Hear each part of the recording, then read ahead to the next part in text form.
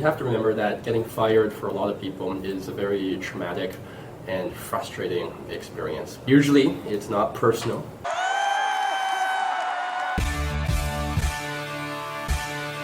I just finished up my meeting with Randy I here at Randy I Law Offices. I came here to discuss some employment matters and some business matters. He did agree to answer some questions about employment law, human rights issues, and labor law, which is what his firm practices primarily.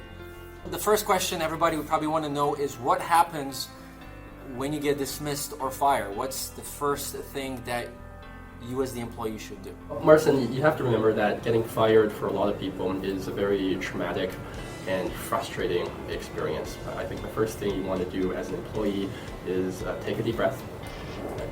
Usually, it's not personal. It's a business decision. It could be restructuring.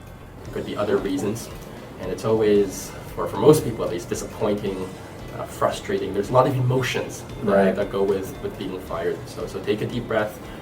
Calm down. Don't do anything irrational. Like scream at your employer and call him various insults. Yeah, take your anger out on the employer. Don't take your anger out on the employer's property. We need to have a serious conversation about your revenue.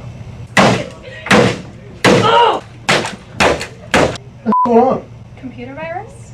Handle it to the best of your ability in that emotional moment in a professional way. I'm not gonna do what you all think I'm gonna do, which is just flip out! The next thing that you should be aware of is that in most terminations, you will be receiving a termination letter.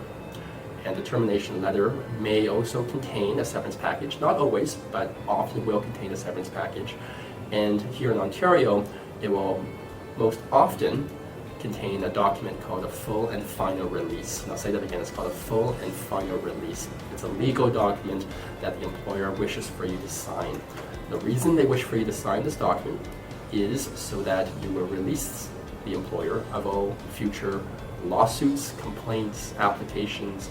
Essentially, you sign away your rights to sue or to challenge the severance package by signing this document. Question for you. Yes. I was just told to pack my things and leave. Does that mean that I still have to come back for the next 2 weeks? Or could I just go home and they'll still pay me for the 2 weeks even though I'm not actually actively working at the company? So if the employer is providing you with working notice, that is to say that you are provided with salary continuance, but you still have to work in the workplace and perform your job functions, then yes, you do have to show up to work and continue to perform your job functions in good faith. Now, if the employer decides to provide you with no working notice, but instead something called pay in lieu of notice, which is to say your employment terminates immediately as of the date of the termination meeting, and then they provide you with a sum of money by way of the severance package, then you are no longer allowed to come to the employer's premises, unless you're doing something like returning property.